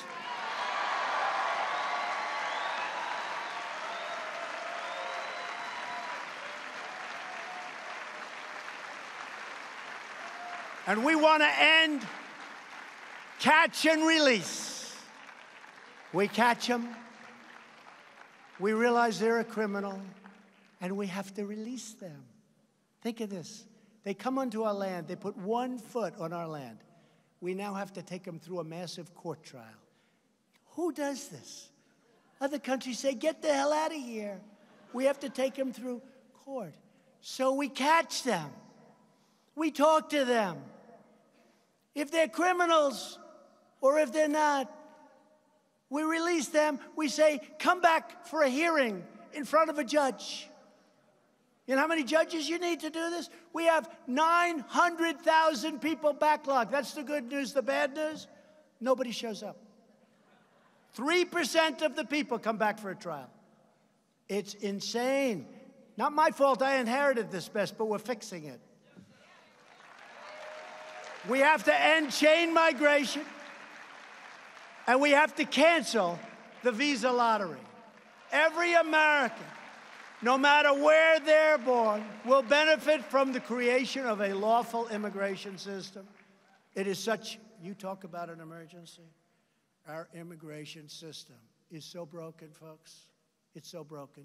It's so sad to see. It's incompetent. It's laughed at all over the world. We have people pouring in from not just the southern border in Mexico, from China. They have a baby on our land. The baby becomes a citizen. Welcome to the United States for hopefully 90 years. Okay? And then the parents come in with the baby because the baby's a citizen. This is like crazy. They used to call it anchor babies, but they don't use that term anymore because it doesn't sound nice. Our laws are so crazy, but one by one, we're finding ways. You know, they call them loopholes, a lot of our laws, loopholes. Well, I'm finding loopholes to get around the loophole, okay? Because our Congress can't act. They can't act. They just can't act. The Democrats in Congress don't want to touch any of it. Visa lottery. That's where they put in the names. They put it in a lottery. And you pick, oh, here's a wonderful person, wonderful. You know, he killed 4 people. Here's another, wonderful. And then they get in and we say, gee, that person just came into our country. He just robbed a store and killed somebody. How is that possible? Because they send us the people they don't want.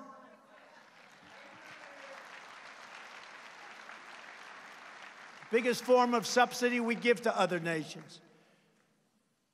Immigration systems that prioritize the admission of those who can support themselves financially and contribute. We want people that can help themselves, that can support themselves. We have people coming in.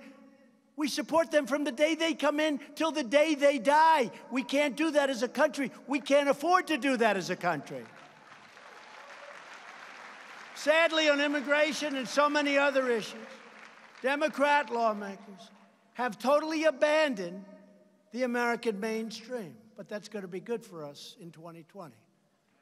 They're embracing open borders, socialism, and extreme late-term abortion. Weeks ago, lawmakers in New York cheered as they passed legislation to allow babies to be ripped from the womb of their mother,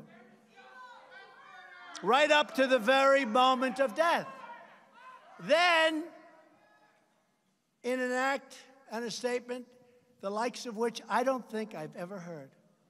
In Virginia, the governor, a Democrat, stated that he would allow babies to be born outside. He would wrap them. He would take care of them. And then he'll talk to the mother and the father as to what to be done. And if they didn't want the child, who is now outside of the womb, long outside of the womb, they will execute the baby after birth. They will execute the baby after birth. And that's one many people have never even heard of or thought about. This is a radical agenda by the Democrats. And when you put something up, as was just put up before the Senate, everybody on the Democrat side votes for it. By the way, I have to say one thing. They're lousy politicians, and they have lousy policy. They have policy I could never sell if I wanted to. But, big but, they always stick together, and the Republicans don't. Remember that. Remember that. They always stick together. They vote in blocks. They have 47. We had a tremendous victory. We were given no credit.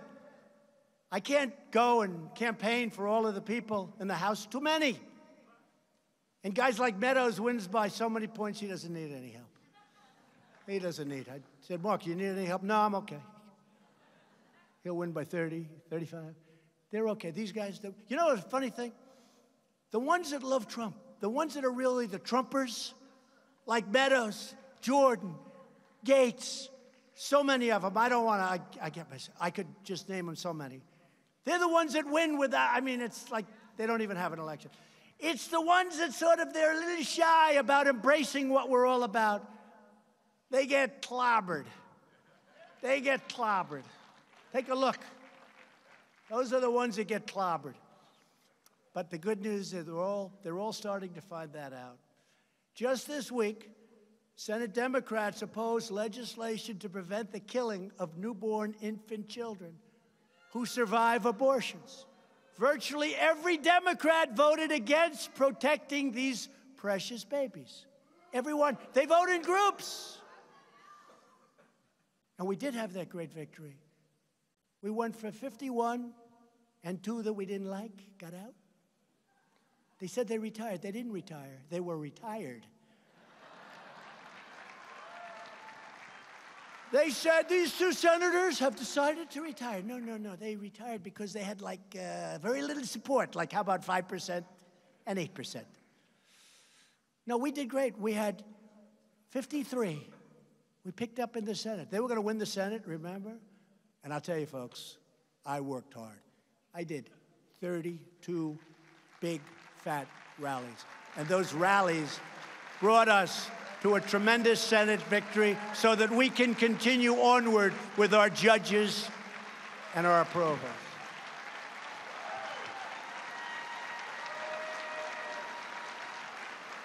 And the fake news back there, they love to say Donald Trump suffered a big defeat.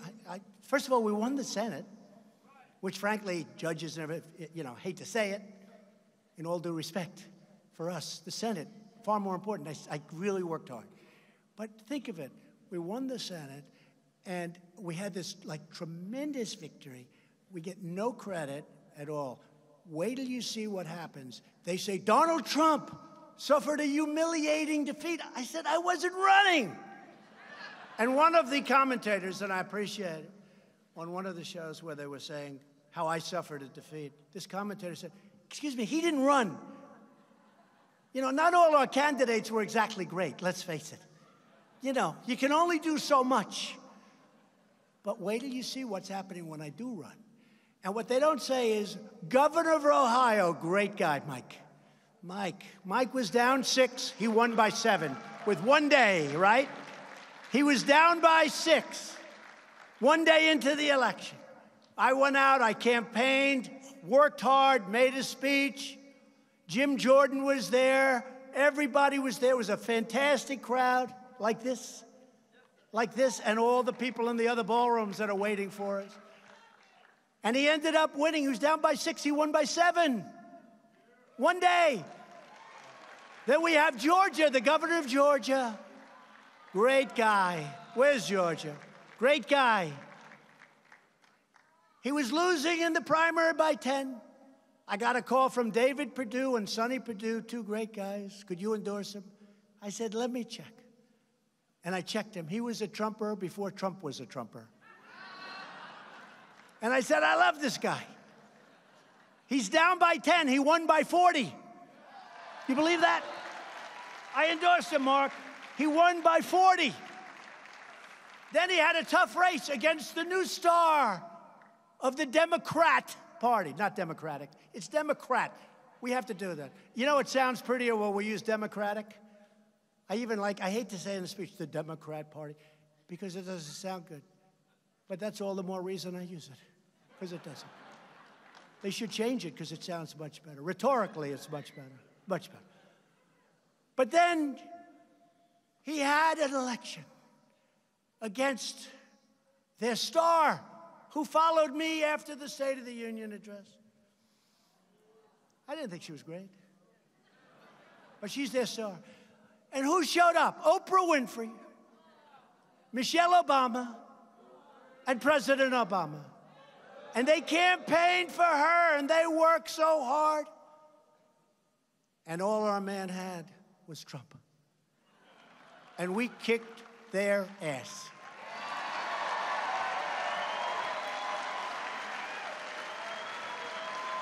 True.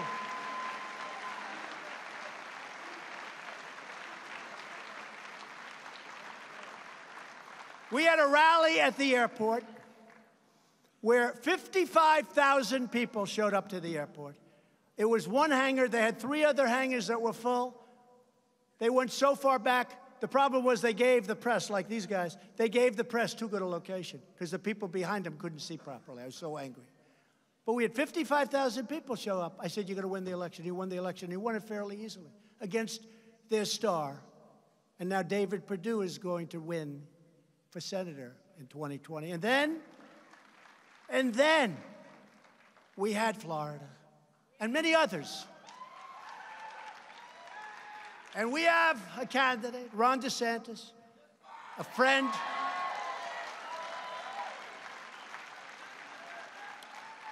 friend of many of us in this room, but nobody knew he was running. He was running against, in the primary, somebody that was easily going to win. He was scheduled to be the next governor of Florida. But Ron's been great to me on the witch hunt.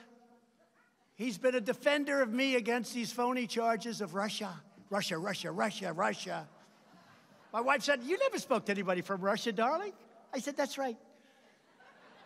But Ron DeSantis, I like people that defend me. You know, when people defend me, I defend them. So he came. That's why I like Mark. That's why I like Mark Levin. And I'm not sure a lot of people like him. He's tough as hell. But I like him. I love him. But then we have Florida. So Ron DeSantis is at 3. 3. He calls up, sir, could I have your endorsement? I said, Ron, you're at 3. Your opponent is, I guess, agriculture commissioner, has $22 million in the bank. His poll numbers are very good. He's up in the 20s or 30s.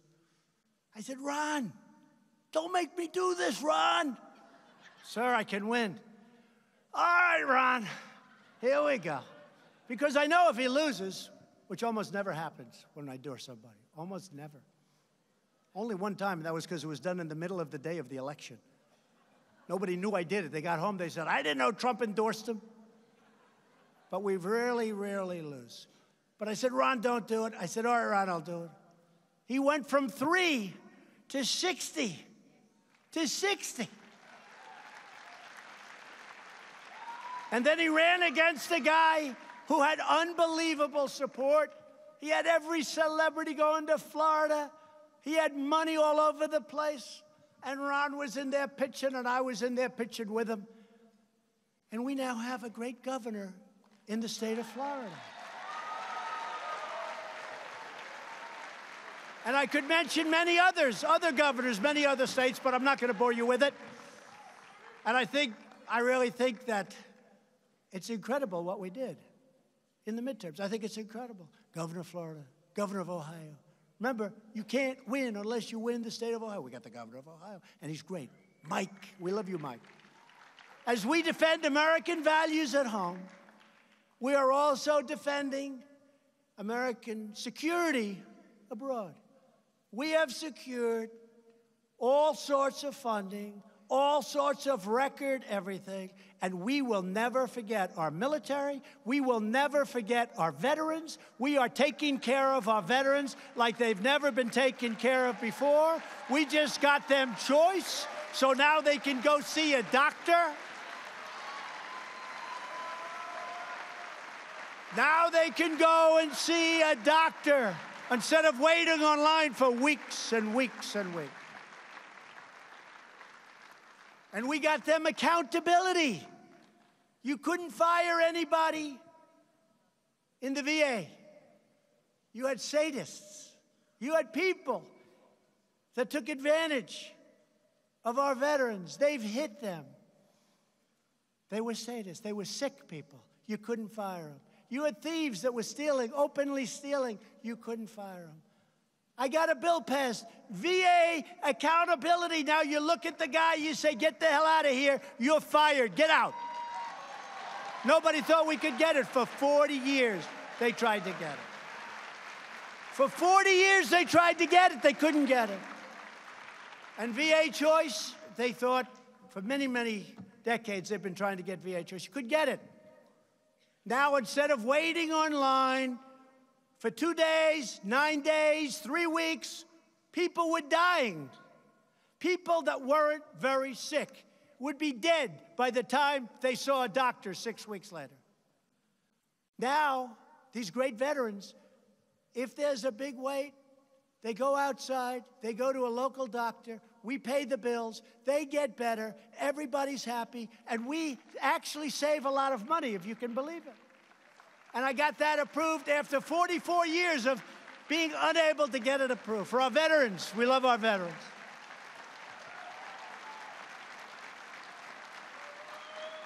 And just in finishing up, as you know, I just returned from Vietnam, where I had very productive meetings with Chairman Kim Jong-un. Very productive. We get along. We've developed a good relationship, very good, and made great historic progress. And I do get a kick out of all these people in previous administrations. Donald Trump should not, under any circumstances, be doing this or that. You know, they tell me how to negotiate. These guys died. One administration gave billions of dollars to him and got nothing. And we haven't given him anything yet. I look forward to maybe doing something at some point. But I know one thing, I'm going to get other countries to give. Maybe not us, but I'm going to get other countries to give. And if it all works out, if it all works out. But I had to walk, because every once in a while you have to walk. Because the deal wasn't a deal that was acceptable to me. I don't like these deals that politicians make.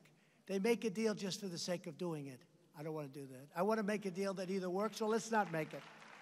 But the one thing we have done is we have no testing, no missiles going up, no rockets going up, no nuclear testing. We got our great people back. We got our great, great people. And that includes our beautiful, beautiful Otto. Otto Warmbier, whose parents I've gotten to know, who's incredible. And I'm in such a horrible position because in one way, I have to negotiate. In the other way, I love Mr. and Mrs. Warmbier, and I love Otto. And it's a very, very delicate balance. He was a special young man, and to see what happened was so bad, was so bad. And a lot of what I do with respect to North Korea and any success that we hopefully have, and we've had a lot, we're given no credit. They don't remember that in the last days of the Obama administration, rockets were flying all over the place. Nuclear testing was going on. Mountains were being, these are big mountains, they were being shoved over 3-4 inches. People thought it was massive earthquakes, then they found out, no, that was nuclear weapons, nuclear testing.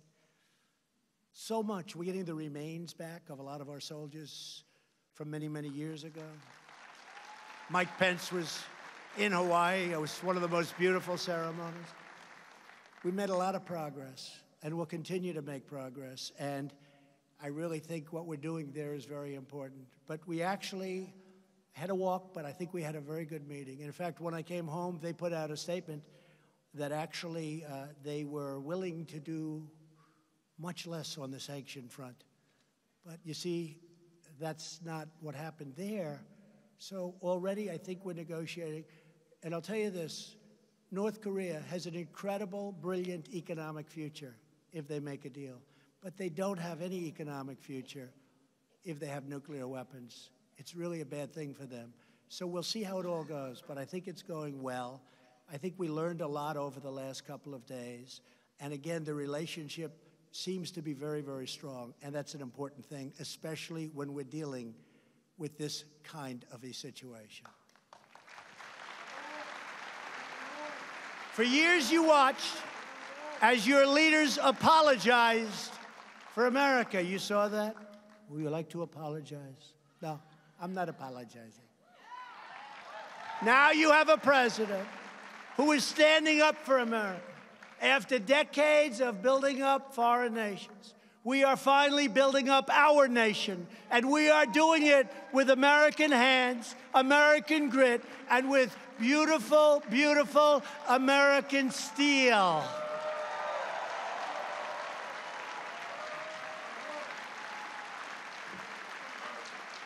We are fighting to ensure that every young American inherits the same blessings and the same boundless opportunity that our ancestors fought to secure with all of their heart, might, and soul.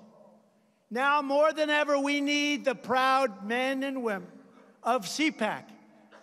And I want to thank everybody here because it is incredible. Your organization is incredible. Matt and Mercedes, incredible. You're energized, you mobilized, and you're engaged. We need your voice. We need your patriotism. We need your commitment. We need your incredible spirit. On the 4th of July, we are having in Washington, D.C., a great tribute to America. I hope you can all come. 4th of July, keep it open. We want to bring millions of people into the city, and we want people to come who love our country. Those are the people we want. The 4th of July. A salute to America. Now is the time to embrace the promise of our history. Now is the time to defend our American legacy.